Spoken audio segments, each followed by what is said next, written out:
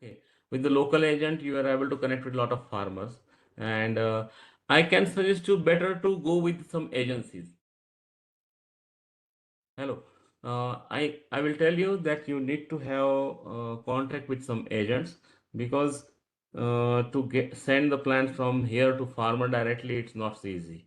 You need to go through some customs and excise departments and phytosanitary things. For farmer, it is very difficult. If some agent is there, he can do all this thing, and then it's helpful for farmer.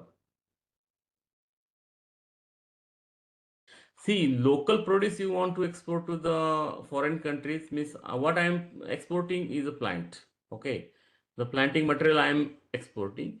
This is what I am doing right now, and this is what I told you that I got these contacts from the exhibitions, from some contact through the. I am searching on the internet also, which are the companies. Just like I told you in China, I heard a lot of companies are doing it, but still I have the potential to do the work there. So I can find out. I find out the two companies right now there. I'm communicating with them. I may explore my business there. I got a good contacts in Korea also. There also I am selling South Korea and Japan. And advantage of this business is that I will tell you that you will get all money and advance. This is very important. This is my policy also. I am getting everything in advance and then I am selling. If anything happens in between the transit, this mutually we agree and we resolve the issues. But it happens very rarely, hardly 5% of total business. Okay, thank you, sir. So we one message from Ankit. I think he's from Baramati. He's asking that I would like to do an internship under your guidance. Is that possible? Yeah, it's possible. Already people are with me. In Baramati VP College, I was having lecture last month, and there are 12 students are coming here for internship. Okay, sir. Can you please share when are the next internship programs or any such details with me? Yeah, I'll I will share. share with you. Right now, the internship program is going on with the Vadala College of Solapur and here Ratnai College of Akloj, Agriculture College. Once this finish, then I will let you know about this. Be in touch with me. Okay, thank you, sir. Okay. Yogesh processed produced turmeric powder, etc. He wants to export.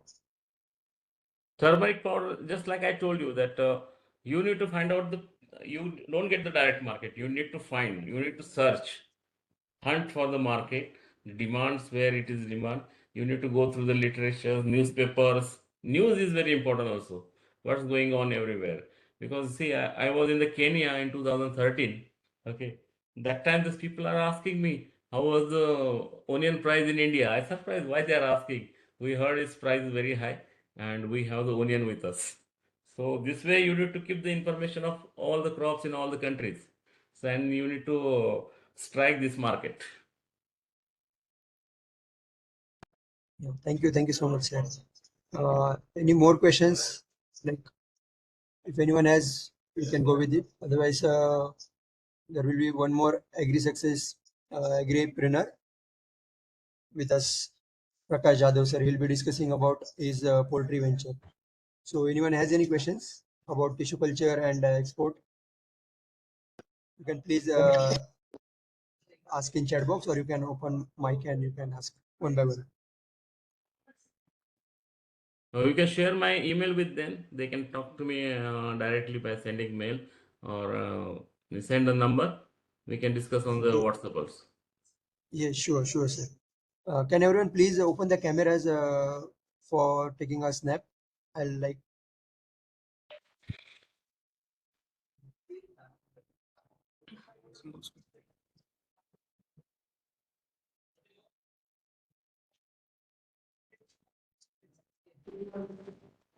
Yeah. Thank you so much, sir. I'll share your mobile number and email ID with the students. And what will be the feasible time for you to start or anything? You can contact me from working hours 9 to 6, no issue. Okay. Okay. Thank you. Thank you very so much, sir. Thank you. Yes. Thank you, sir. Now I would like to invite Prakash Jadhav, sir. Thank you. Sir नमस्कार. नमस्ते प्रकाश sir. Namaste, sir. So I would like to welcome him, and he is the proprietor and MD of Baba Poultry Farm, and he's running his venture in a successful way.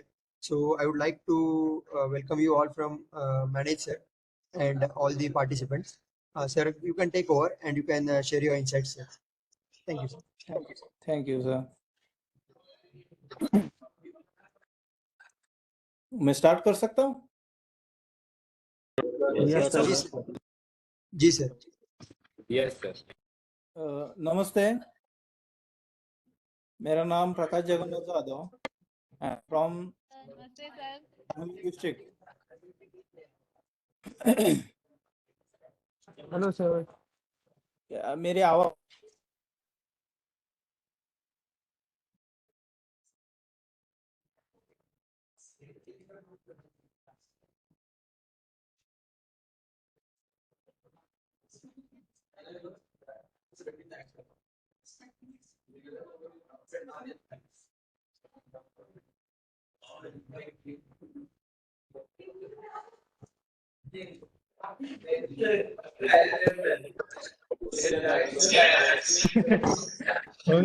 Hello, please.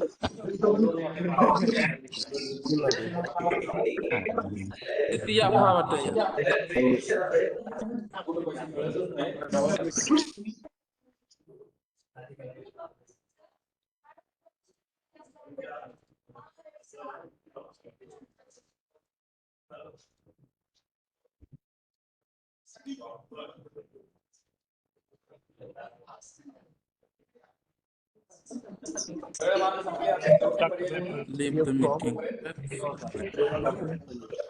Yes, hello. Am I audible? Hello, sir. Please everyone mute yourselves.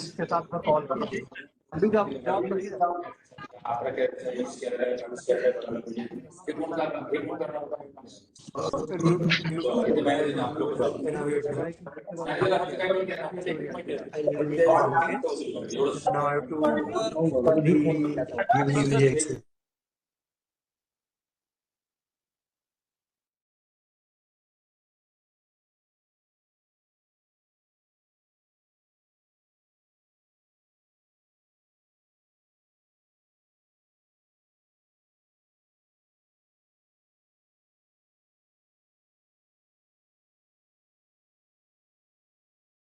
And we have one person. How can we do this? Hello. Please everyone please mute yourselves.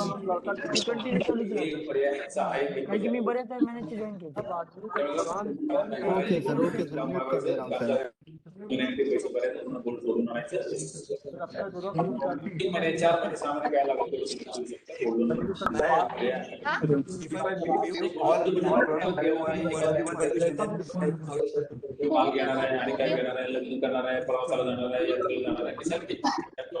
All of you, please mute your calls. New calls.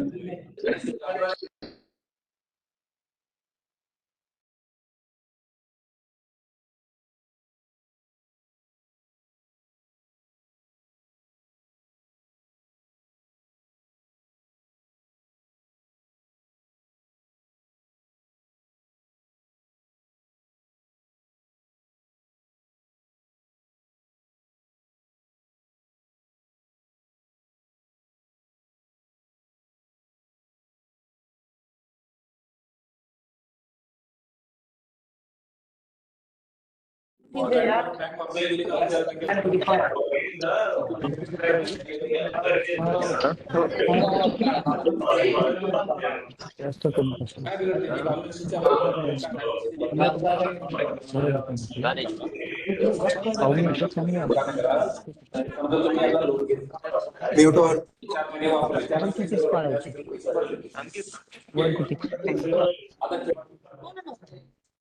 Okay. Then you ask him to unmute. Sir, can you please unmute yourselves?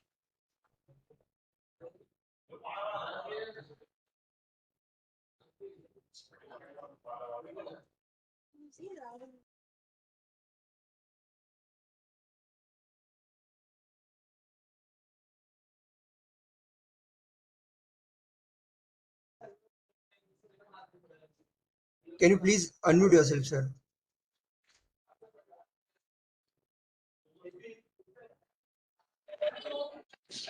Okay Yes, sir.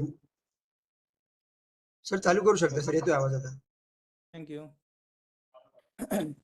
तर मी मराठीमध्ये बोलू शकतो. हा sir, Marathi आणि Hindi please. Okay okay thank you.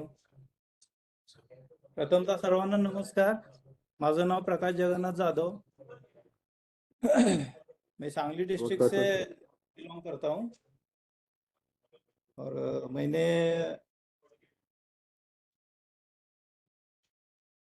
2024 में ACABC का training programme join किया था. ऑनरेबल हमारे दत्ताजी जाधव सर इनके यहाँ. और ट्रेनिंग के बाद मैंने मेरा जो टारगेट था बिजनेस का वो इसी पोल्ट्री का था और वो उस पे हमने काम चालू किया था और अभी मेरा काम पूरा हो गया है. अभी हमारा जो बिजनेस है एग्री बिजनेस वो भी रनिंग कंडीशन में है. फर्स्ट बैच अभी पूरा हो गया है. सक्सेसफुली रन हो रहा है वो. और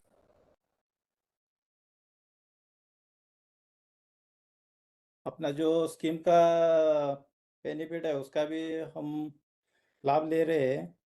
उसका थोड़ा सा काम बाकी है.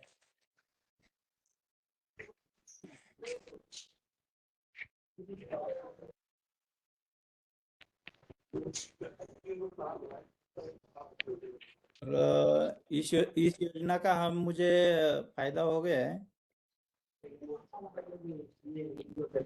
मैं आज आपको ट्रेडिशनल पोल्ट्री और इसी पोल्ट्री इसमें जो अंतर है, इसमें जो फर्क है वही मैं समझाने जा रहा हूँ.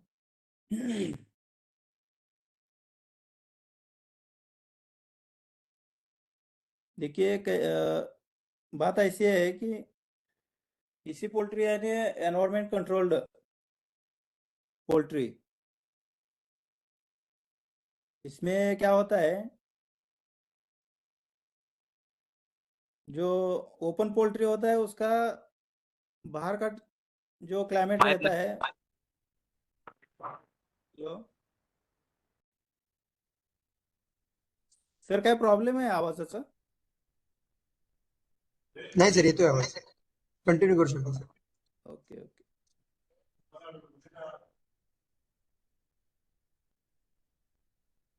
आता एन्व्हायरमेंट कंट्रोल्ड म्हणजे वातानुकूलित पोल्ट्री म्हणू शकतो आपण कुक्कुटपालन. ते सध्याच्या काळानुसार अपडेटेड मॉडेल आहे. त्यामध्ये कसं असतं की आपली जी ट्रॅडिशनल पोल्ट्री आहे त्याला आपल्याकडे ओपन पोल्ट्री शेड म्हणतात.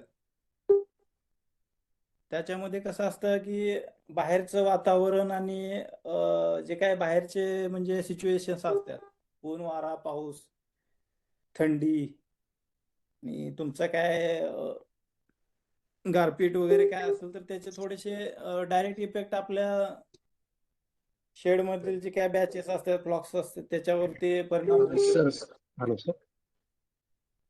म्हणजे 80% सगळं बाहेरच्या वातावरणावरती डिपेंड राहावं लागतं. सर थोड़ा हिंदी यूज करें सर. मीन्स मराठी थोड़ा समझ में नहीं आता. हिंदी जरूर यूज किया तो हमेशा होता सर प्लीज. ठीक है चलेगा. ओके. और जो हमारा मॉडर्न पोल्ट्री है इसी पोल्ट्री यानी एनवायरमेंट कंट्रोल्ड पोल्ट्री, ये जो होता है ये टोटली कंट्रोल्ड क्लाइमेट रहता है. जो हम कंट्रोल करते हैं इसी के ऊपर चलता है. इसमें टोटली सिस्टम जो रहता है सब एडवांस रहता है. जैसे कि टेम्परेचर देखो और अमोनिया लेवल अंदर का वेंटिलेशन। ओपन शेड में वेंटिलेशन का बहुत सारा प्रॉब्लम होता है, और हमारा जो वेंटिलेशन है वो आर्टिफिशियल वेंटिलेशन होता है, जो हम बनाते हैं वेंटिलेशन। एग्जॉस्ट फैन देखो, और वो अंदर का सर्कुलेशन फैन रहता है, कूलिंग सिस्टम रहता है। उसकी वजह से क्या होता है, अंदर का टेम्परेचर जितना चाहिए डे बाय डे उसका जो नीड रहती है बर्ड्स के लिए, वो हम दे सकते हैं इस सिस्टम में। और ट्रेडिशनल जो पोल्ट्री है होती है उसमें हम ऐसा कुछ नहीं कर सकते। वो अम, इसी वजह से उसमें बहुत सारे दिक्कतें आती है। वो देखो अमोनिया का प्रॉब्लम होता है, CRD डिसीज, RD रहती है, वो जो पोल्ट्री के बहुत सारे डिसीज होते हैं, वो सब ओपन फार्म में उसके चांसेस बहुत ज़्यादा रहते हैं। और हमारे जो इसी हाउस है उसमें डिसीज के चांसेस बहुत कम रहते हैं। इसीलिए ये जो स्ट्रक्चर है, ये जो मॉडल है, बेनिफिशियल भी है और अच्छा भी है। तो इसी वजह से हमने डिसाइड किया कि ये करना है तो हमें यही करना है, और हमने यही किया। और इसका और एक बेनिफिट है, इसका चिक्स का जो प्लेसमेंट रहता है, वो प्लेसमेंट ज़्यादा होता है, यानी कि क्वांटिटी, नंबर ऑफ बर्ड्स जो होते हैं ना वो ज़्यादा मिलते हैं। यानी कि कम दिन में ओपन शेड का जो फ्लॉक डेज रहते हैं, पीरियड रहता है, वो मिनिमम 45 डेज से ऊपर रहता है। 45 डेज टू 55 डेज। वो कभी कभी सिचुएशन के अनुसार, मार्केट के अनुसार वो 60 डेज तक भी जाता है। इसलिए उसका FCR जो होता है ना, वो FCR बढ़ जाता है। FCR यानी फीड कन्वर्जन रेशियो, यानी कि जितना केजी वजन बर्ड्स का आना चाहिए उसके तुलना में उसका फीडिंग कितना होता है, वो ओपन शेड में ज़्यादा होता है। इसीलिए वो उसका FCR बढ़ जाता है। और हमारा जो इसी शेड जो है उसका कंट्रोल्ड क्लाइमेट होने की वजह से बर्ड्स को बाहर के क्लाइमेट यानी यानी टेम्परेचर, अभी देखो टेम्परेचर के साथ स्ट्रगल नहीं करना पड़ता है। इसी वजह से उसका बॉडी ग्रोथ अच्छा होता है, कम दिन में बच्चा बन जाता है। इसका बैच बैच का जो पीरियड रहता है ना, वो कम से कम 32 डेज, यानी 32 दिन से 40 दिन तक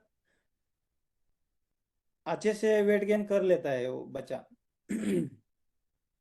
वो सर नंबर 32 से 40 दिन में नंबर कितने केजी का हो जाता है वो? क्या? 32 से 40 दिन में कितने केजी का हो जाता है? 32 दिन में सर एवरेज उसका बॉडी वेट आता है 2.2 kg। और हमारे ओपन शेड जो होता है वो 32 दिन में उसका वेट आता है 1.7 kg। ये इतना डिफरेंस रहता है उसमें।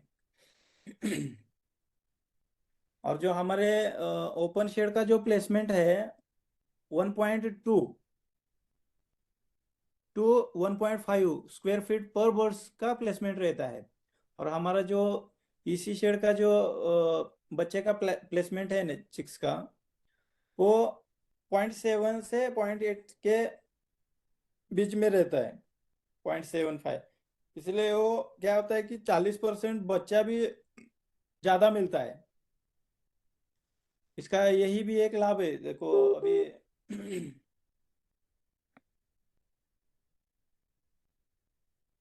और इसी शेड का देखो FCR जो होता है बहुत कम होता है, 1.5 kg पर केजी चिकन बनता है उसका। 1 kg चिकन बनने के लिए 1.5 किलो फीड करता है बच्चा। और ओपन शेड का जो रहता है 1 kg चिकन बनने के लिए 2 किलो तक, 2 किलो से ज्यादा ही फीड करता है चिकन। सर पर केजी क्या प्राइस रहेगा? क्या? पर केजी प्राइस। यानी कि हमारा कमीशन बोल रहे हो क्या? सब पर केजी प्राइस। हाँ, अभी देखो कैसा रहता है, मैं हमारा बोलता हूँ अपना। जो फार्मर का जो कमीशन रहता है, वो इसी शेड का जो होता है वो कम रहता है, बहुत ज्यादा, बहुत कम रहता है, 5.5 रुपये से 9.5 रुपये तक रहता है। यानी वो जो एफसीआर बढ़ता है ना, ज्यादा खा खा के बच्चा बनता है ना वो, इसलिए कंपनी कम पैसे देती है उसमें। और हमारा क्या कैसा होता है इसी शेड का, देखो उसको सुटेबल क्लाइमेट मिलने की वजह से वो बच्चा कम खाना खाता है और अच्छा वेट गेन करता है। उसको नेचर के साथ, क्लाइमेट के साथ स्ट्रगल नहीं करना पड़ता है, इसीलिए वो बच्चा कम खाने में अच्छा बनता है। इसीलिए कंपनी को भी वो अच्छा रहता है कि उसका रेट ज़्यादा देते हैं वो बेसिक जो अभी है आईबी कंपनी का, देखो 1.5 एफसीआर का जो रेट है अभी 11 रुपये बेसिक मिलता है। और इसके ऊपर 13 रुपये 50 पैसे तक जाता है जीसी, ग्रोइंग चार्जेस जो रेट रहता है। और इसके ऊपर भी इसी शेड के जो रेट इंसेंटिव वगैरह रहते हैं, 100 रुपये प्लस जो पेपर रेट रहता है ना मार्केट का चिकन का, उसके ऊपर जो जितना भी जाता है उसमें पर 1 रुपीज पर 25 पैसा अपने को इंसेंटिव मिलता है। अभी देखो मार्केट रेट देखो, अभी 112 रुपये आज का चालू है, तो 12 रुपये यानी 3 साढ़े 3 रुपया तक अपने को इंसेंटिव ही मिलता है खाली 1 kg का। अभी मान के चलो हमारा जीसी रेट आ गया 10-11 रुपये तक, तो उसमें से 3 साढ़े 3 रुपया पर केजी खाली इंसेंटिव ही मिलता है। और जो हमारा मेन प्रॉब्लम जो रहता है ओपन शेड का, उसमें मोर्टेलिटी परसेंटेज बहुत ज़्यादा रहता है। मोर्टेलिटी परसेंटेज ज़्यादा रहने का कारण भी यही है कि अपने चिक्स को सुटेबल क्लाइमेट नहीं मिलता है अंदर। फार्मर का कैसा है कि फार्मर क्लाइमेट सिचुएशन की वजह उसका स्टडी बिना किए ही शेड बना लेते हैं। उसका डायरेक्ट इफेक्ट होता है उस पर। सर एसी एसी का सेटअप करने में सर कितना कॉस्ट आ जाता है सर? Good question. अभी देखो चल रहा है कि अपना जो इसी में भी 2-3 मॉडल रहते हैं सर। उसमें से फुली ऑटोमेटिक क्लोज्ड इसी एक रहता है, सेमी ऑटोमेटिक रहता है, और खाली सिर्फ वेंटिलेशन का भी एक एसी शेड रहता है। उसके क्या बोलते हैं उसको, जो ये तीनों मॉडल है ना, उसका तीनों का जीसी अलग है। आईबी कंपनी का, कौन सी भी कंपनी का देखो, जो क्लोज्ड हाउस रहता है वो फुली एडवांस रहता है। अभी मैंने जो बनाया है मेरा फुली क्लोज्ड है। और वो बनाने में खर्चा भी उसका वेरिएशन आता है उसमें। देखो अभी फुली क्लोज्ड जो हम बनाने जाएंगे तो उसका 550 से 600 रुपया पर बर्ड का कॉस्ट आता है, इसमें पर बर्ड कॉस्ट निकालना पड़ता है। और जो सेमी ऑटोमेटिक जो इसी रहता है साइड से कर्डन पर्दा पर्दा लगाते हैं, वो क्या होता है, पर्दे का भी थोड़ा सा इफेक्ट आता है बाहर का, ठंडी के मौसम में और गर्मी के मौसम में। तो सर तो उसका सबसे बढ़िया कौन सा होता है, फुली ऑटोमेटिक या सेमी ऑटोमेटिक? फुली ऑटोमेटिक ये सबसे बढ़िया होता है। ये और सर फुली पर बर्ड के क्लोज हिसाब से, इसका कैबिन पर बर्ड के हिसाब से बनता है या फिर एरिया के हिसाब से बनता है? रेट बोल रहे हो क्या, ये जो कॉस्टिंग? कॉस्ट बनवाने में कॉस्ट आती है, इसी का जो सेटअप बनाने में कॉस्ट आती है, एरिया के हिसाब से लगता है पैसा, ये पर बर्ड के हिसाब से लगता है? दोनों दोनों दोनों से भी निकलता है। वो क्या होता है कि आपके जो बर्ड बढ़ जाएंगे तो उसका स्ट्रक्चर भी बढ़ जाता है। इसलिए वो यूजुअली क्या होता है कि बर्ड के हिसाब से कॉस्टिंग निकालते हैं उसका। और सेमी ऑटोमेटिक का जो कॉस्टिंग है अभी 400 450 रुपया पर बर्ड चल रहा है। और जो ओपन शेड का देखो अभी 150-200 रुपया तक भी बन जाता है, कम कॉस्टिंग लगता है उसको, लेकिन उसका क्या है कि उसमें दिक्कतें बहुत आती है। उसमें ऑटोमेटिक फीडिंग लाइन नहीं रहता है, निपल का भी वो मैन्युअली करना पड़ता है। फार्मर लगा सकते हैं उसमें भी, वैसी कोई दिक्कत नहीं है, लेकिन वो क्या है कि उसका खर्चा भी बढ़ जाता है। और कंपनी क्या करती है, आपने एडवांस उसमें ओपन शेड में एडवांस टेक्नोलॉजी का यूज़ किया तो रेट ज़्यादा नहीं देती है ना, इसीलिए वो परवड़ता नहीं है। तो सर इसमें आई एसी एबीसी से जो आपने लोन पास करवाया सर, कितने तक का प्रोजेक्ट बना के पास करवाया इसके लिए, और कैसे कैसे अभी क्या देखो प्रोसेस मेरा की जो आपने? प्रोजेक्ट है ना, वो मेरा शेड अभी 325 बाय 43 का है। अभी मेरा जो शेड है वो 14,000 स्क्वायर फुट के आसपास है। हम्म। उसका मेरा टोटली प्रोजेक्ट कॉस्ट गया है वो 80 लाख के ऊपर गया हम्म। है। और इसी पे मैंने लोन किया है वो 40 लाख का किया है। सर अभी लेकिन उस पे मेरे को एसीएबीसी का जो स्कीम है उसको 25 लाख के ऊपर मेरे को 9 लाख रुपए तक सब्सिडी आ जाएगी। हम्म। सर बट एसी एबीसी में तो 20 लाख तक का ही लोन का इसमें स्कीम है। नहीं नहीं, वो प्रोजेक्ट बड़ा होता है तो 5 लाख तक स्पेशल केस करके हो जाता है। अपने जो अच्छा। नाबार्ड की जो टीम है ना, उनसे मैंने बात की थी। हम्म। लेकिन क्या होता है कि प्रोजेक्ट अभी आप 20 लाख के अंदर का प्रोजेक्ट करोगे तो हम्म। उनको खाली 20 लाख तक ही देना पड़ेगा ना, ऐसा ऐसा प्रॉब्लम रहता है उसमें। प्रोजेक्ट हम्म। बड़ा हो तो 5 लाख तक उनका कोटा बढ़ जाता है, ऐसा है। अच्छा सर, इसमें कोलेट्रल जमा किया आपने कि कैसे, किस भी आप पे हुआ लोन? हाँ, कोलैटरली किया है। क्या है कि मेरे को नेशनलाइज बैंक ने लोन प्रोवाइड नहीं किया था, हम्म। इसलिए हमने क्या किया, कोऑपरेट बैंक से ही लोन लिया था। तो rate of interest sir corporate bank का ज़्यादा होगा? रेट ऑफ इंटरेस्ट ज़्यादा है, लेकिन उसमें भी हमने थोड़ा दिमाग लगाया है। अभी देखो क्या है कि जैसे जैसे मेरे इंस्टॉलमेंट जमा होने लगेंगे ना, तो क्या है कि अपना जो सीसी का जो फैसिलिटी रहता है बैंक का, जी यानी सर। कैस्टडी, हम्म। अभी मेरा देखो 20,000 बच्चों का शेड है। हम्म। अभी स्कीम क्या चल रही है सीसी में कि 1,000 बच्चे को 1 लाख रुपए तक सीसी मिलता है, सिर्फ हम्म। 6% ब्याज ब्याज पर। हाँ हाँ, सीसी इतना ही होता है। हाँ, अभी मैं क्या करेगा, वो 20 लाख रुपए उठाएगा, उनका ही लोन पे करेगा, और ब्याज हम्म। आधा हो जाएगा। और जो ये 9 लाख रुपए का सब्सिडी है उसका भी बेनिफिट हो जाएगा। यानी सर लेकिन क्या होता है सेंट्रलाइज बैंक लोन क्यों नहीं करती सर? प्राइवेट बैंक में जाने से सर बहुत प्रॉब्लम होगी सर। मान लीजिए सर इनिशियल स्टेज में है, प्रॉब्लम तो होती है बिजनेस को जैसे स्टार्टअप करने के लिए। आपके पास एक्सपीरियंस है, आपको पता है सीसी के बेनिफिट्स है, लेकिन सर जैसे हम लोग नए स्टेज में स्टार्टअप कर रहे हैं तो सर अगर सेंट्रलाइज बैंक हम लोग को लोन नहीं देगी तो सर हमारा रेट ऑफ इंटरेस्ट बहुत ज़्यादा रहेगा, तो हमें सब्सिडी का कोई फायदा ही नहीं मिल पाएगा, हम लोन ही भरते रह जाएंगे इंटरेस्ट का ही। नहीं, ऐसी भी दिक्कत है। अभी क्या है कि नेशनलाइज बैंक का वो क्या प्रॉब्लम है कि वो देखते हैं सिविल कैसा है, उसका क्रेडिट कैसा है। मैंने भी एक दो बैंक को अप्लाई किया था, उन्होंने मेरा रिजेक्ट किया था। सर जैसे सिविल भी अच्छी हो और सारे प्रोजेक्ट डिटेल्स भी सही हो सर, फिर क्या प्रोसेस होंगे सर हाँ इसमें, हाँ, मतलब नाबार्ड या फिर मैंने सर किस प्रकार से हेल्प किया, कुछ हेल्प किया इन्होंने? सभी बातें उसमें जेन्युइन होनी चाहिए, बैंक को लगना चाहिए इसको कितनी नीड है, इसको बिजनेस किस हद तक करना है सर ये बातें तो उसको। सही है सर, बिजनेस करना है इसी के लिए सर सीरियस है, तभी तो हम लोग ट्रेनिंग ले रहे हैं सर। अगर जैसे सारा कुछ हम लोगों ने लीगली प्रोसेस किया सर, बट बैंक वाले रिजेक्ट कर देते हैं सर फाइल, क्योंकि sir under the table sir पैसा भी देना पड़ता है, घूस जिसे बोलते हैं। यहाँ पे तो सर है प्रॉब्लम।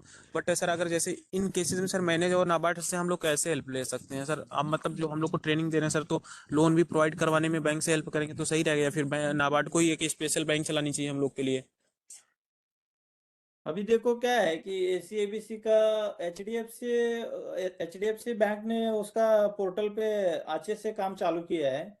आप हम्म। एचडीएफसी का भी थोड़ा सा फॉलोअप लेके कर सकते हो, उसमें ज़्यादा दिक्कत नहीं आएगी। मैंने हम्म। मेरा इधर कोऑपरेटिव बैंक में हो गया, बाद में मुझे पता चला कि एचडीएफसी बैंक का सपोर्ट अच्छा है एसीएबीसी के लिए।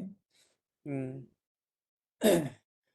बाद में मेरा प्रोजेक्ट हो गया, उसके बाद बैंक ऑफ इंडिया ने भी फिर बाद में बोला कि हम थोड़ा कुछ कर सकते थे। वो बात की बातें होती है। पहले पहले दिक्कत करते हैं, बाद में बोलते हैं हम कर लेते, अच्छा होता ऐसा ऐसा। लेकिन क्या है, ऑफर नहीं अपना जो प्रोजेक्ट है ना, इसका इनिशियल कॉस्ट बहुत ज़्यादा है। हम्म इसी में दिक्कत आती है। क्या होता है कि 5,000 बर्ड का भी अभी आप करने जाओगे ना, तो मिनिमम उसका बजट जाता है 35 से 40 लाख तक जाता है। और इसमें और एक बात ऐसी है कि इसका जो इनिशियल इन्वेस्टमेंट का रेशियो जो है, वो क्या होता है कि नंबर ऑफ बर्ड्स आप बढ़ाएंगे तो उसका कॉस्टिंग उसके हिसाब से ज़्यादा नहीं आता है। अभी देखो मैं जी क्या बोला, 5,000 बच्चों का शेड आप बनाने जाओगे तो 35 लाख तक खर्चा आता है। हम्म तो आप 10,000 बच्चों का शेड करने जाओगे तो उसका कॉस्टिंग कितना आना चाहिए, 70 लाख आना चाहिए।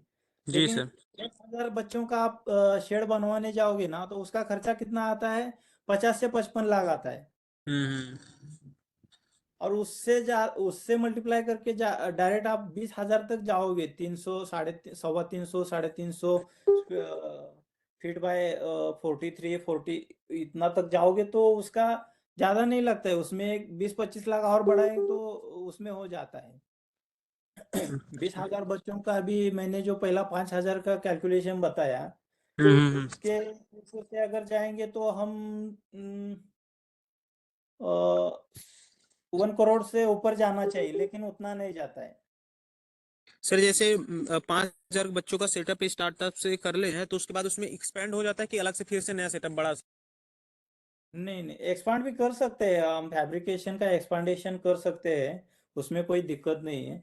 लेकिन वो थोड़ा सा खर्चा बढ़ जाता है। ऐसा कोई दिक्कत की कोई बात नहीं है, बढ़ा सकते हैं। अभी मैं क्या कर रहा हूँ, कंसल्टिंग का भी काम करता हूँ मैं, पोल्ट्री का इक्विपमेंट सप्लाई और कंसल्टिंग। जो हमारे इधर फार्मर जो रहते हैं ना, उनको सही से ज्ञान देना पड़ता है। उनको मालूम ही नहीं है कि एडवांस पोल्ट्री क्या होती है, वो बताना पड़ता है उनको।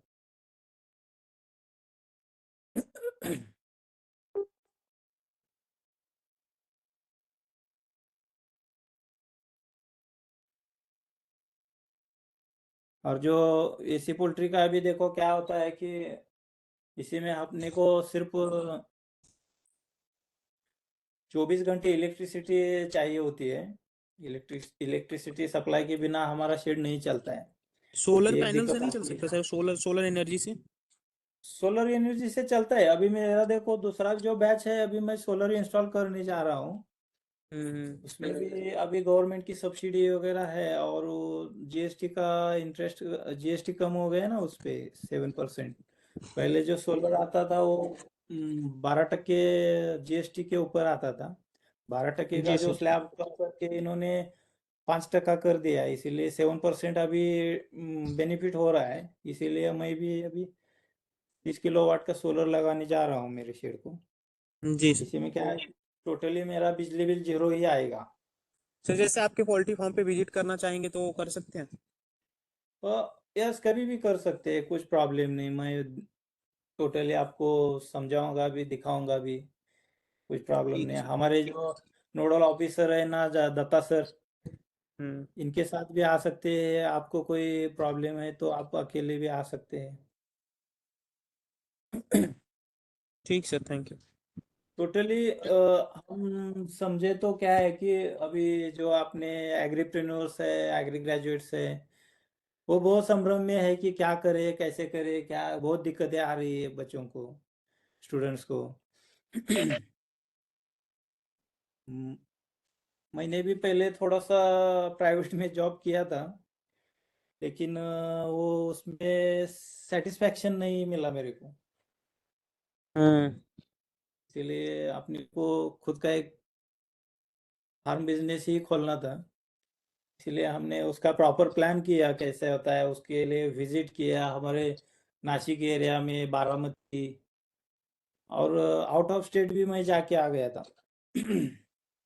हमारे देखो अभी बेंगलोर कर्नाटका में बहुत बड़े बड़े फार्म है।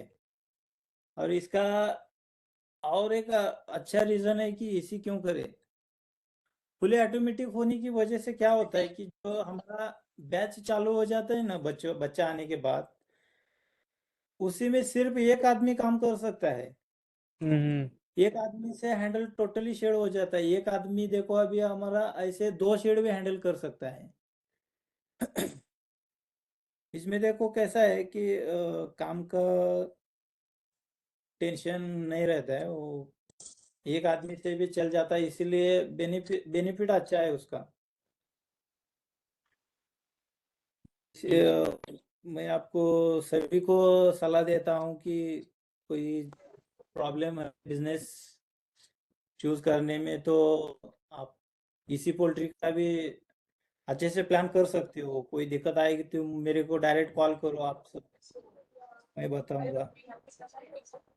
जी अभी सर। मेरा खुद का कंसल्टिंग फर्म भी चालू हो गया है। अभी मेरे तीन तीन काम चालू है अभी हमारे एरिया में, मेरे तालुके में।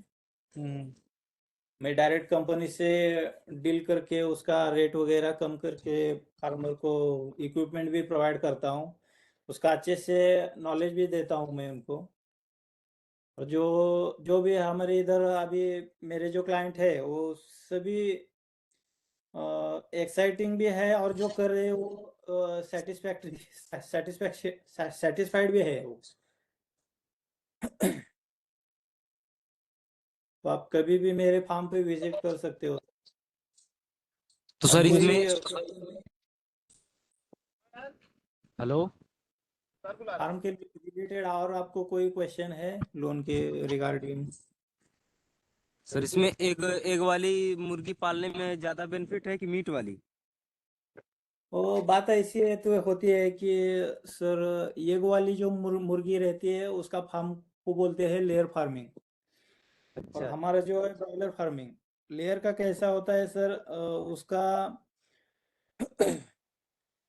फैब्रिकेशन वर्क इक्विपमेंट का उसका कॉस्टिंग भी बहुत ज़्यादा आता है। हमारा क्या है देखो, अभी इनिशियल स्टार्टअप करना है अपने को, इसके लिए एक एक तो फंडिंग का अपने को प्रॉब्लम रहता है, बैंक लोन नहीं देती है। जी। मेरे को भी 1.5 साल लगाया था बैंक ने लोन देने के लिए। 1.5 साल, 1.5 साल कम नहीं होता है सर। बहुत स्ट्रगल करना पड़ता है। तो लेयर फार्मिंग का कैसा होता है सर, उसमें अपने को जो बर्ड्स रहते हैं वो अपने को खुद को खरीदना पड़ता है, शेड भी खुद को लगाना पड़ता है, उसका कॉस्टिंग अलग। अभी लेयर फार्मिंग जो में जो बर्ड रहता है, वो बर्ड का कॉस्टिंग बहुत ज़्यादा रहता है। 450 से 500 रुपये का बर्ड आता है, वो वेंकीज कंपनी का स्काइलार्क नाम का एक ब्रीड है अभी। वो पूरे वर्ल्ड में अभी पॉपुलर है ब्रीड। उसका कॉस्टिंग 500 रुपये प्लस आता है एक एक एक बर्ड का। मान के चलो मेरा अभी 20,000 बच्चों का शेड है, जो लेयर फार्मिंग में मैं जाता तो मेरा 20,000 बच्चों का जो कॉस्टिंग होता है, अभी मैं कैलकुलेट करके बताता हूँ आपको।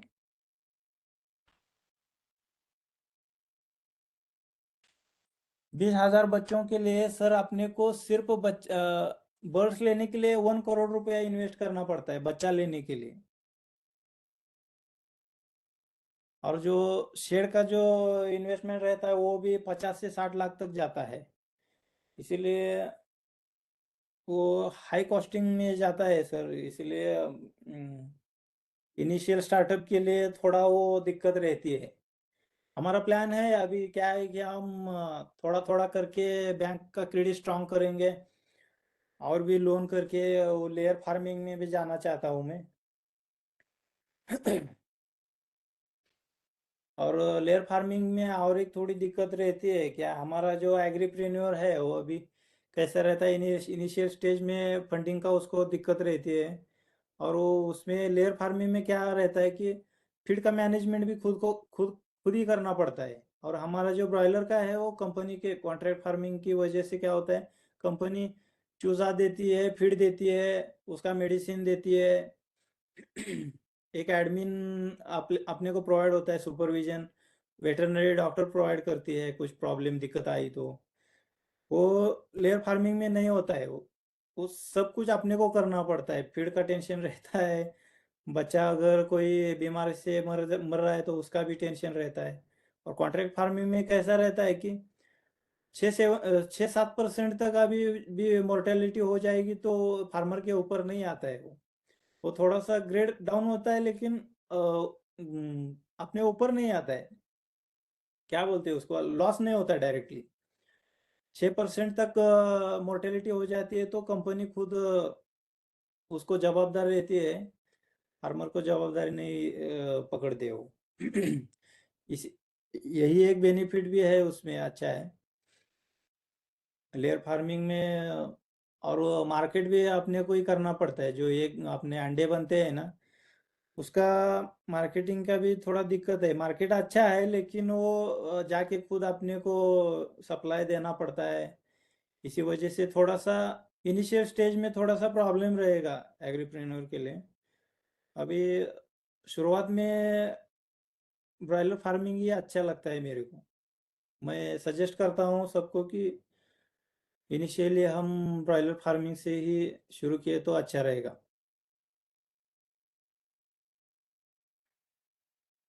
हॅलो सर, आपण फार्मवरच आहात का आता? हो फार्म मध्येच आहे मी। सर तुम्ही एकदा थोडा कॅमेरा ऑन करून दाखवू शकता का? म्हणजे मुलांना पण बरं पडेल. थोडं आता ऐकलंय त्यांनी थोडं. ठीक आहे चालेल। हा प्रकाश सर थोडं दाखवतो मी डिटेल मध्ये. ओके।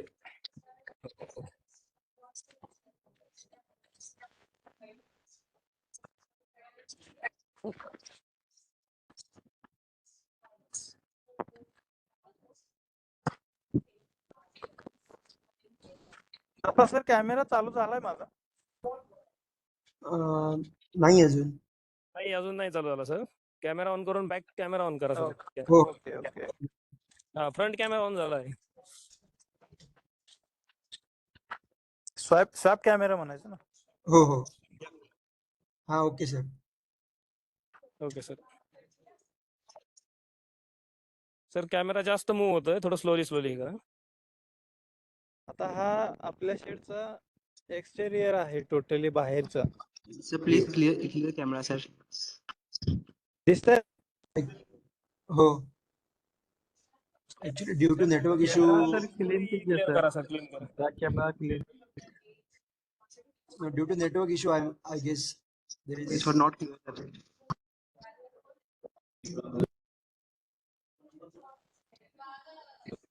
Blurry surface. सर आवाज आ रही है मेरी? हो आवाज येतोय सर. थोडा एक बॅक कॅमेरा थोडा फुसून हे करा. ब्लर झालंय का? एक minute. Yes sir, yes blur. हा okay perfect sir. Thank you sir. अशी ब्लर ऍक्टिव्ह केला होता त्याचा. हा आता बरोबर. बघा ह्या ओके शेडची सर. व्हेंटिलेशन सिस्टम आहे, पुढचे एक्झॉस्ट फॅन आहे ते आपल्या शेडला 10 फॅन आहेत, बघितले तुम्ही?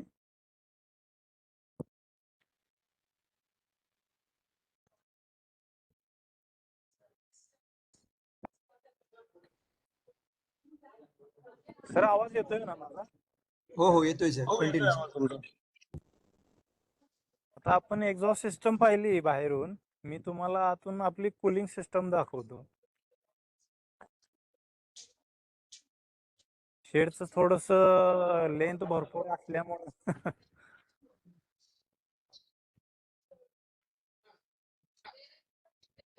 सध्या कितीची बॅच आहे सर? आपली सर आता पहिली बॅच होती ते 17,000 पक्ष्यांची होती. त्याच्यातून आता जवळपास ओके. आपले 15,000 पक्षी मार्केट सेल आउट झालाय, म्हणजे लिफ्टिंग झाले. आपल्या शेडमध्ये ओके. 1,500 ते 2,000 पक्षी अजून बाकी आहे, ते आज लिफ्ट होईल. आपल्या शेडचे हे कूलिंग एरिया, म्हणजे इथून आतमध्ये हवा थंड होऊन आत जाते. कूलिंग पॅड्स आहेत ते. Okay.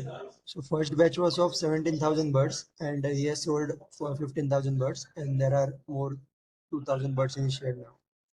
हा First he okay. showed the exhaust and now he's showing the cooling areas.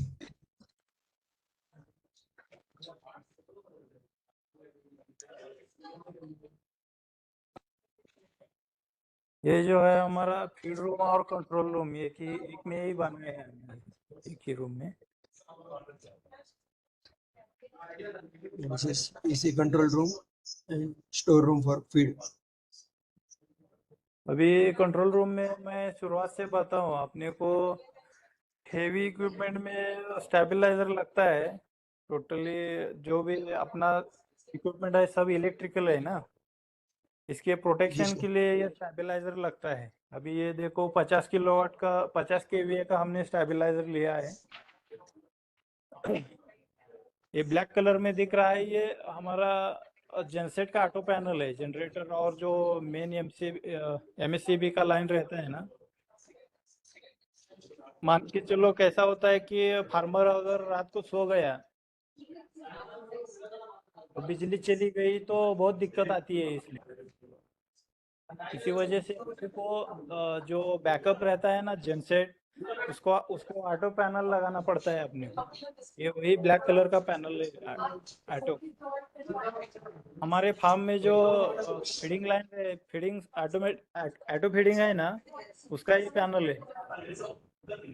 और जो टोटली हमारा शेड का कंट्रोल रहता है ना, इस पैनल पे रहता है। इसको बोलते हैं कंट्रोल पैनल ऑटो।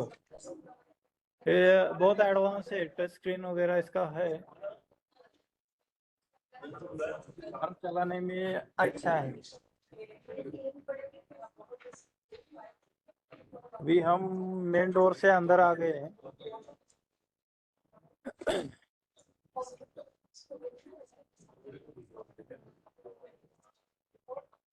अभी हम जो देख रहे हैं ये ऑटोमेटिक फीडिंग लाइन रहती है ऐसे, और ये जो है निप्पल लाइन, इसको पानी पीने के लिए बर्ड्स को।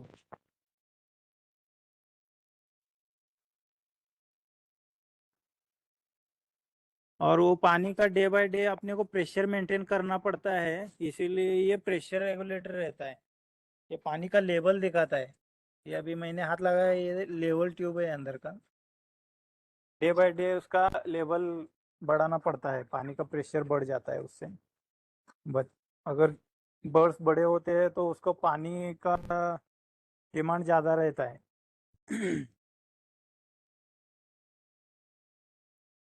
अभी बर्ड्स लिफ्टिंग हुए हैं, इसीलिए हमने अंदर की लाइटें बहुत सारी बंद की है सर। दिख रहा है ना? Yes sir, yes sir. जी सर दिख रहा है sir.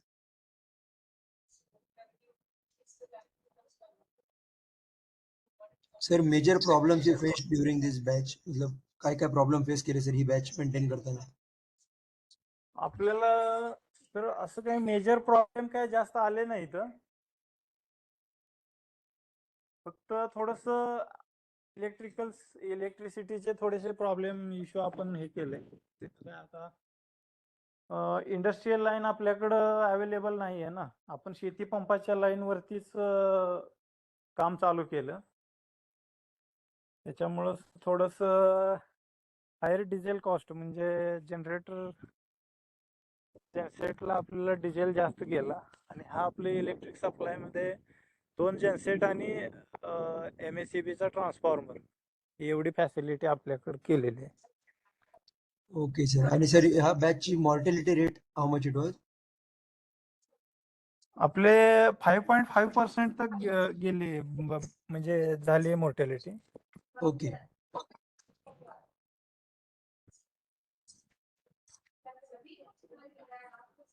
Anyone has any questions about EC poultry farm?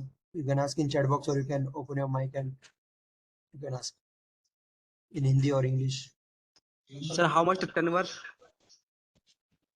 Yeah, pardon? How much turnover, sir, per year? Sir तुमचा ह्या बॅचचा टर्नओव्हर विचारते। टर्नओवर बोल रहे हैं। वो कैसा रहता है कि अपना बच्चा कितना है और मोर्टेलिटी कितनी हो गई, इसी से कैलकुलेशन बनता है अपने का। अभी देखो मेरे बैच का मैं बताता हूँ। अभी 17,000 बर्ड का मेरा एवरेज वेट आया है एक बच्चे का। अभी देखो 2.8 kg तक आया है। जी जी। टोटल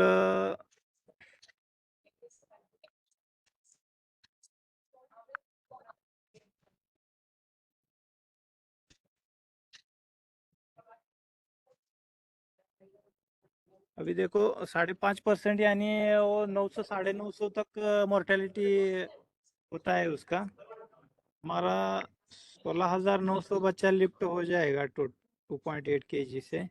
47 टनेज अपना मार्केट हो जाएगा सेल आउट। अभी इसी में क्या है कि अपना जो जीसी बनेगा ना वो बेसिक बनेगा वो 10.5 रुपये से 10.5। इस खाली इसी का जो जीसी रहता है नॉन इंसेंटिव वो उसी का अपने को 5 लाख रुपया मिलेगा एक बैच का खाली 40 दिन में। और इसका मान के चलो अभी रेट इंसेंटिव वगैरह 3 रुपया मैंने बताया था ना पहले।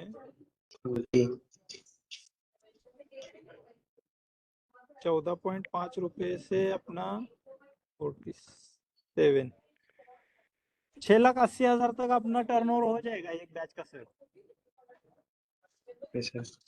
ओके सर, इन 45-50 डेज, 2 महीने। हाँ 40 डेज तक अपना जो मैनेज है ना अभी 40 डेज का है। आज 41वां दिन है सर। ओके, आज टोटल शेड मिल हो जाएगा आज। और सर ऑर्डर्स आप पहले से ही लेते हो? क्या क्या क्या सर? ऑर्डर मतलब ये जो कंपनी वाले उठाते हैं वो बैच बैच के ही उठाते हैं, बोल के वो इतना सभी इतना ऑनलाइन होगा। सिस्टम है उसका। अपना अगर बर्ड्स रेडी है ना उसका डिमांड डालना पड़ता है ऐप पे। वो ओके कंपनी का फॉर्मेलिटी है अपने को करना पड़ता है। यानी क्या हम ओके बोलते हैं उसको रेडी फॉर सेल आरएफएस बोलते हैं उसको। वो बच्चों का वीडियो बनाने का डेली और सिस्टम पे डालने का अपलोड करने का। उसके हिसाब से जो ट्रेडर रहते हैं कंपनी के बच्चे उठाने वाली कंपनियां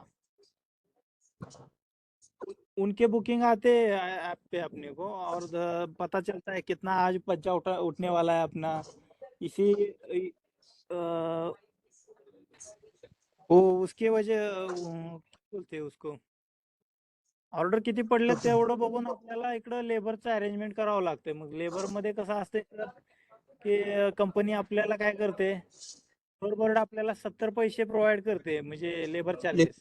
ओके हा वरचे आपल्याला आता लिफ्टिंग चार्जेस चालू आहे सध्या लेबरचे 1 रुपया 20 पैसेच्या आसपास। वरचे आपल्याला 50 पैसे पर बर्ड आपल्याला ते पे करावं लागतं। ओके.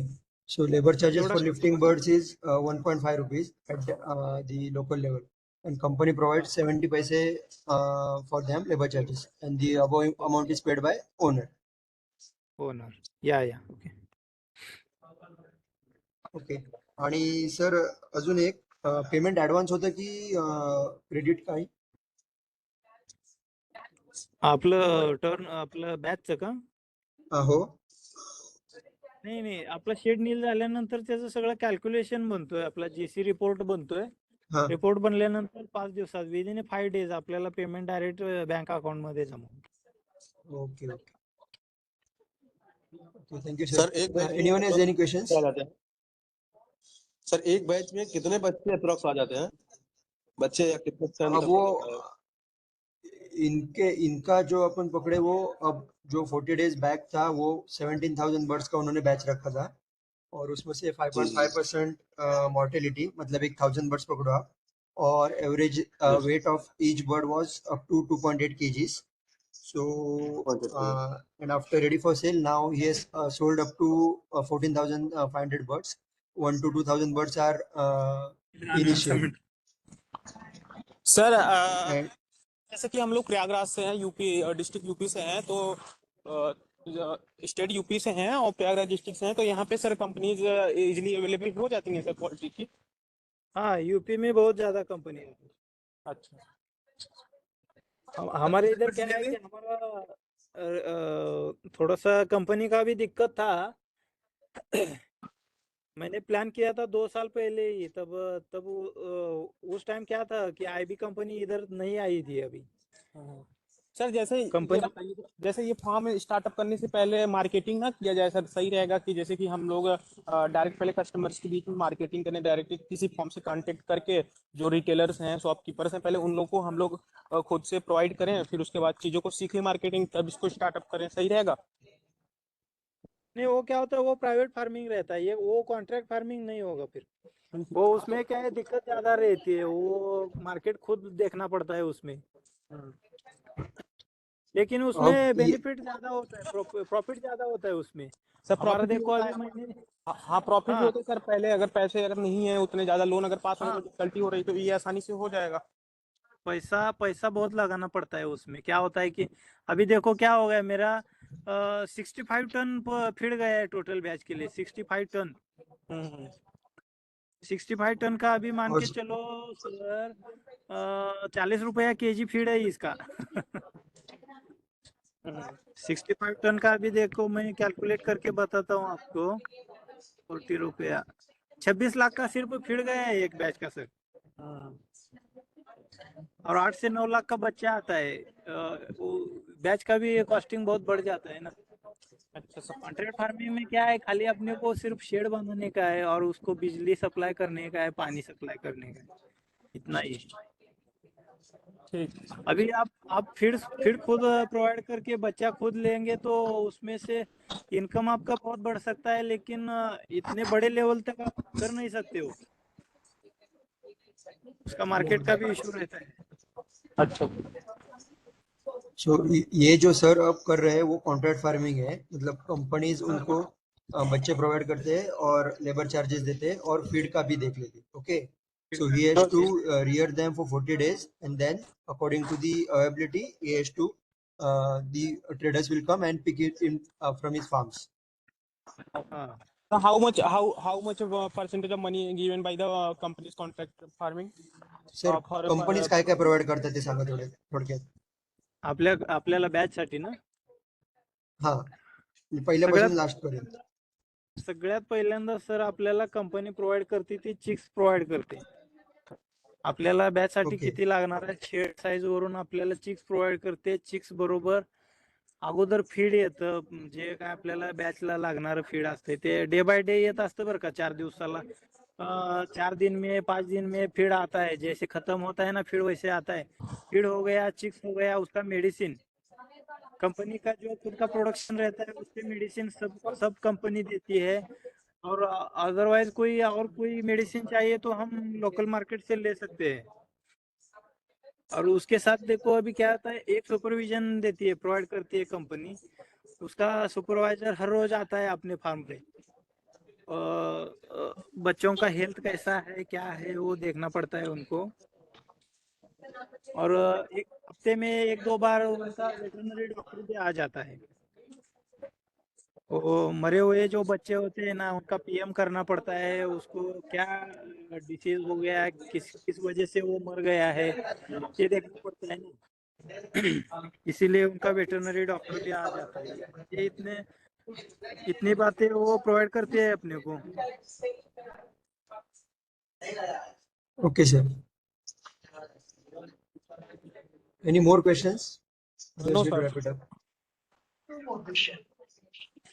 सर कुछ डॉक्यूमेंट फॉर्मेलिटीज रहती है क्या, रजिस्ट्रेशन वगैरह, लाइसेंस वगैरह? क्या बोल रहे हो, मेरे को आवाज थोड़ा कम है. तर सर म्हणजे लायसन्स वगैरे कोणते काय काढावे लागतात ते विचारतात, फॉर्मॅलिटीज. हाँ हाँ, इसको खाली अपने को ग्राम पंचायत का एनओसी लगता है. और ऐसा स्पेशल कोई लाइसेंस नहीं रहता है. ग्राम पंचायत एनओसी मिलेगा तो भी चल जाता है, कुछ प्रॉब्लम. सर इलेक्ट्रिसिटी कॉस्ट कितना आ जाता है पर मंथ? पर मंथ अभी देखो क्या होता है कि अपना सिस्टम कितना है इसके हिसाब से बिल आता है. अभी मेरा अबाउट 20,000 बच्चों का जो फॉर्म आपका है उसका कितना आ जाता है बिल? अभी और मेरे सर इस 10 सीजन पे फैमिली भी है. वेरी करता है क्या, जैसे सीजन किस सीजन में ज्यादा बिल आता है, किस सीजन में कम बिल आता है? सीजन के हिसाब से भी थोड़ा सा वेरिएशन रहता है. अभी देखो गर्मी के सीजन में क्या होता है, वेंटिलेशन ज्यादा करना पड़ता है, अंदर से फैन बहुत ज्यादा चलते हैं. उस सीजन में अपने को बिल थोड़ा ज्यादा आ सकता है, 10-20% ज्यादा आ जाता है. अपने फार्म का भी देखो मेरा 10 दिन का बिल आ गया था 8,000 रुपया। अभी पूरे बैच का 1 महीने का अभी पेंडिंग है बिल, अभी आने वाला है। मान के चलो अभी 1 महीने का 30,000 तक आ जाता है बिल सर। सर 1 महीने में लेबर चार्ज कितना आती है 5,000 बच्चों की? लेबर चार्ज में देखो क्या होता है कि एक लेबर हमने शेड मैनेजमेंट के लिए लगाया है, उसको हम 10,000 रुपया पर मंथ देते हैं। एक बैच का कितना? मान के चलो 10,000 रुपया पर मंथ। लेबर चार्जेस में differ according to locality and places. Okay, हाँ ये जो एक कंपनी लेबर कितने जो है लेबर का वो स्टाफ प्रोवाइड करती है सर? जैसे कंपनी कितने लेबर की सैलरी या स्टाफ प्रोवाइड करती है मैनेज करने के लिए? नहीं कम वो लिफ्टिंग के जो लेबर रहते हैं, बच्चा मार्केटिंग के लिए बच्चा उठाना पड़ता है ना, अंदर टोटल जो बर्ड्स रहते हैं उठा के लोड करके देना पड़ता है, उसका वेट करके। उसी दिन जो लेबर आते हैं अपने फार्म में, एक देखो क्या होता है, एक गाड़ी लोड करने के लिए 6 लेबर लगते हैं। अभी वो एट ए टाइम अपने को 2-2 गाड़ियां लोड करना पड़ता है। अभी मेरे फार्म पे अभी 15 से 20 गाड़ियां लोड होके गई है। उसका जो लेबर चाहिए उसका सिर्फ कंपनी अपने को पेड करती है 70 पैसा पर बर्ड। बाकी का अगर कोई लेबर अपना है तो उसका पेमेंट अपने को ही करना पड़ता है। अभी मेरे फार्म पे एक आदमी रखा है मैंने, उसका पेमेंट मेरे को खुद करना पड़ता है, उसका कंपनी नहीं देती है। कंपनी को कुछ प्रॉब्लम नहीं है, आप खुद करो या कोई लेबर रखो उस पे। सिर्फ company only lifting provides charge lifting charges, that too 70 paise per bird, and the total means the labor's charge 1.50 paise per bird. So yes the above charges is paid by the owner. Yes. Okay. Sir जैसे 20,000 का bird का form है sir, minimum monthly income कितनी हो जाती होगी saving? Monthly पकड़ के चलो 3, 3.5, 4 लाख तक हो जाएगा अपना। कितना होगा सर? पूरा साल का सर 6 बैच भी पकड़े तो 3.5, 4 लाख रुपया पर मंथ हो जाएगा अपना इनकम। अच्छा Average 3 lakh. But when followed proper practices. बरोबर ना सर? हाँ होय होय। ओके, सो कंपनी धन्यवाद सर, खूप खूप कंपनी अपने को 6 बैच का एग्रीमेंट करके देती है पर ईयर, लेकिन 7 बैचेस वगैरह हो जाता है इसमें। अगर आप अच्छे से मेंटेन कर ले तो 7 बैच तक हो जाता है।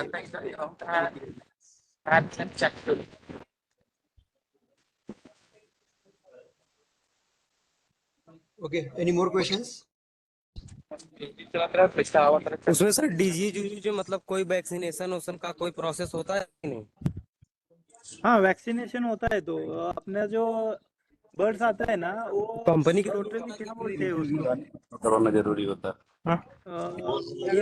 एक में इंजेक्ट होके आता है, वो वैक्सीन होता है ना, और हमारे फार्म में आता है 7वें दिन में उसको इंजेक्शन लगाना पड़ता है।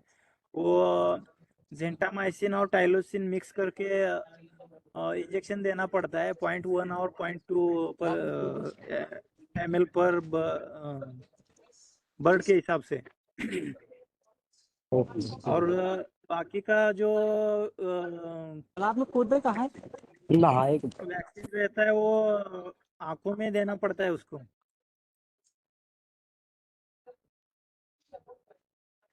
हेलो,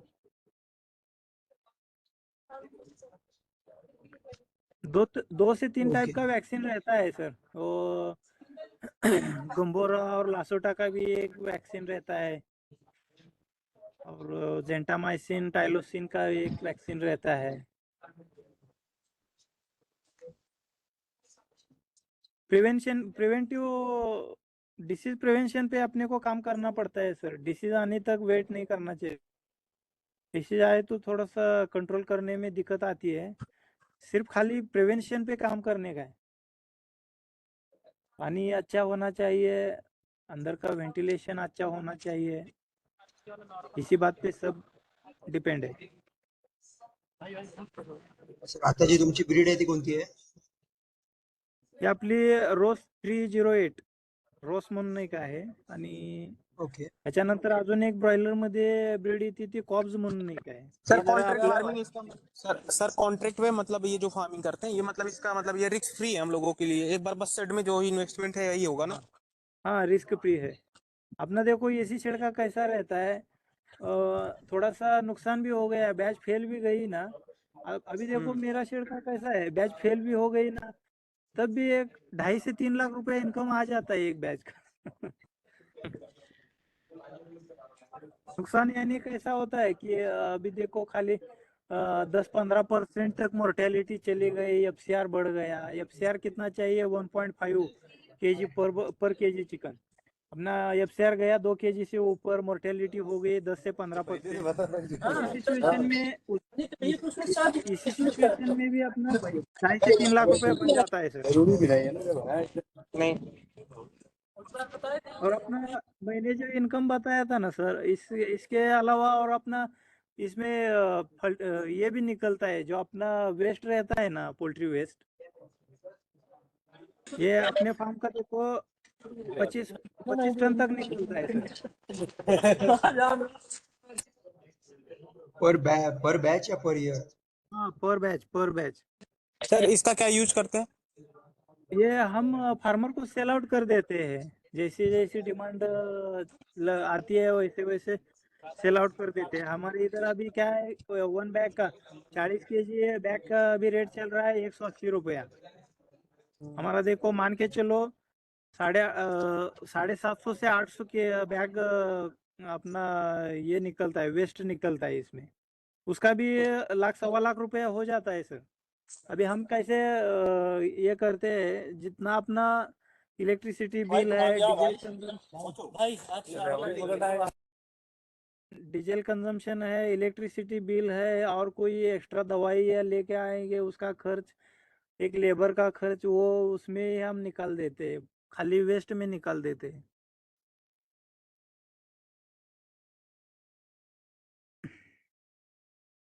हाँ सर, कोई और क्वेश्चन है?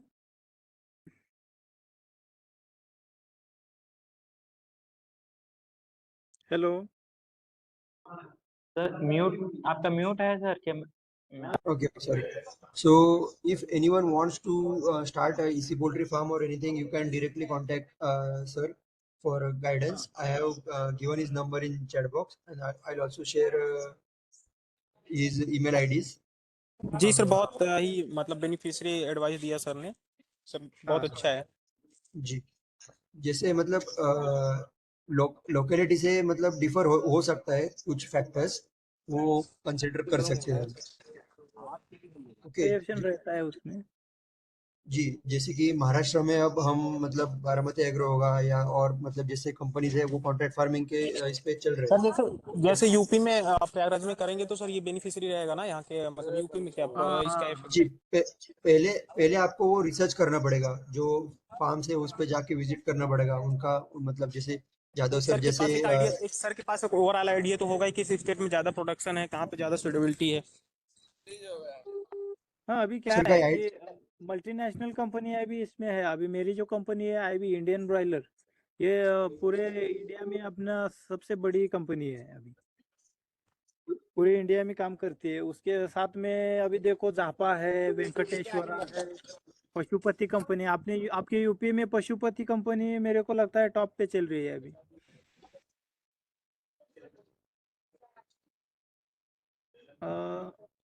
क्या करो, अपने अपने एरिया में देखो सिचुएशंस कैसा है, कौन सी कंपनी अच्छी है, वो कंपनी के हिसाब से भी थोड़ा सा वेरिएशन रहता है सर। कंपनियां भी थोड़ी सी बदनाम कंपनियां भी है, मैं ऐसा सभी कंपनियां अच्छी है ऐसा नहीं बोलता। कंपनी का भी अपने को रिसर्च करना पड़ता है, उसका स्टडी करना पड़ता है, उनसे बात करनी पड़ती है, फार्मर को मिलना पड़ता है, उनको बोलना पड़ता है क्या सिचुएशन, करंट सिचुएशन क्या है, कैसा है।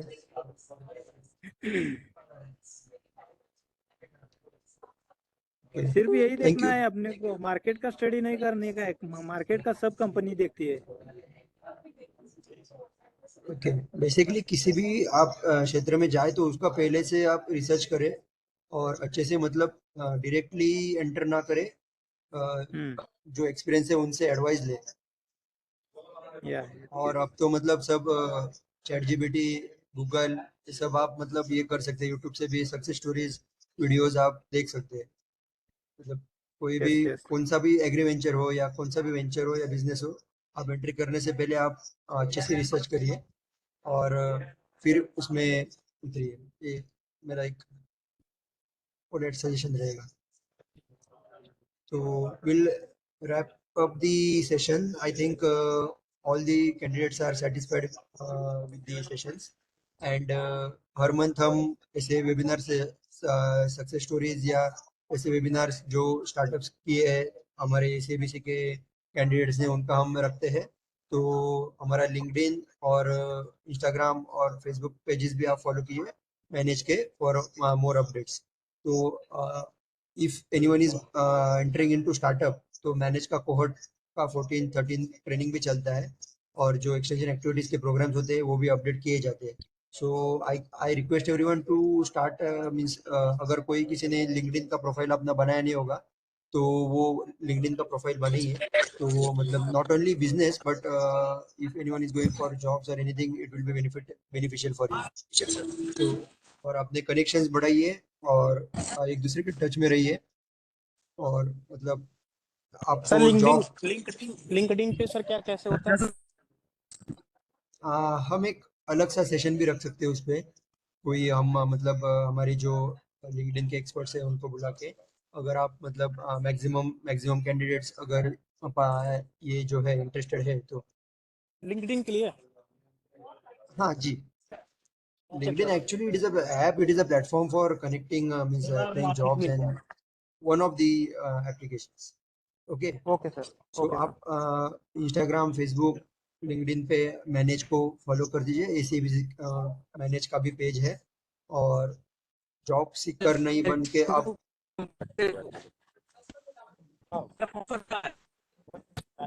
जी वापस से पूछिए।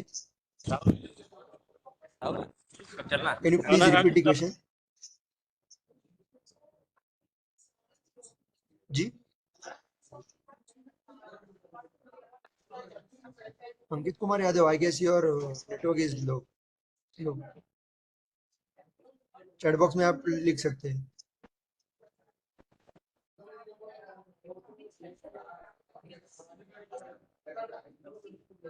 ओके साहेब, खूप खूप आभार आपले एवढा टाइम हाँ जी बोलिए। एग्रीमेंट हो सकता है आसानी से। जी हेलो, हाँ बोलिए। हाँ बोलिए। मतलब ज्यादा प्रॉब्लम थी कि हमें नए आदमी तो कंपनी ढूंढने में प्रॉब्लम होगी। कौन सा आवाज नहीं आ रहा है कुछ भी। Actually, manage looks after the training programs and the subsidies is overlooked by NABARD and NTIs and banks. Okay, so manage can help you out for trainings. Okay, so not for tie-ups. It is a government organization and it is an autonomous institute of farmers and organization of Ministry of Agriculture and Farmers Welfare. So manage doesn't look about after tie-ups and all, but we can give you information about the trainings and you can be updated on the website. Okay.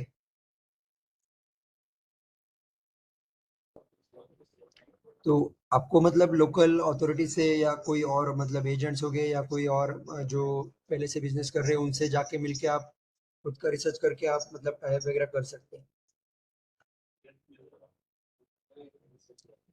Okay.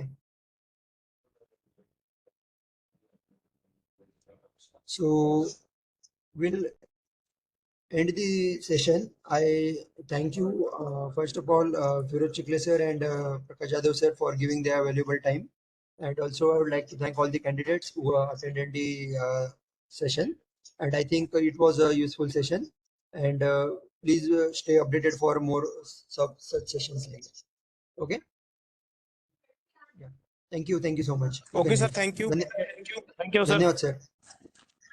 साहेब तुमचा पहिला म्हणजे poultry farm दाखवल्याबद्दल आभार। म्हणजे मुलांना ते जास्त आवडलं, कारण कसं डिरेक्टली आपण दाखवतो ना, म्हणजे हा मी करतोय, तो फरक पडतो आणि पीपीटी रन करण्यात फरक पडतो. म्हणजे कोण जर करत असेल करत तर तो म्हणजे विजिट पण करू शकतो कदाचित. Okay, thank you so much sir for giving your time. Sir mute आहात बहुतेक आपण, आवाज येत नाही आपला.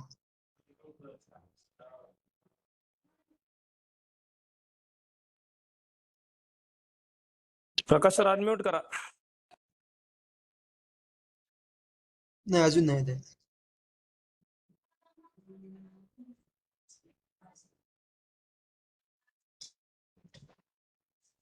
सर आवाज म्यूट आहे बहुतेक, आवाज येत नाही तुमचा.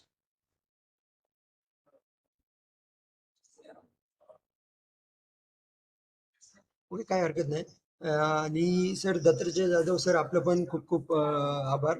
आपण चांगल्या प्रकारे प्रोग्राम घेत आहात आणि असे एंटरप्रेन्युअर्स तुमच्या इथून घडत आहेत.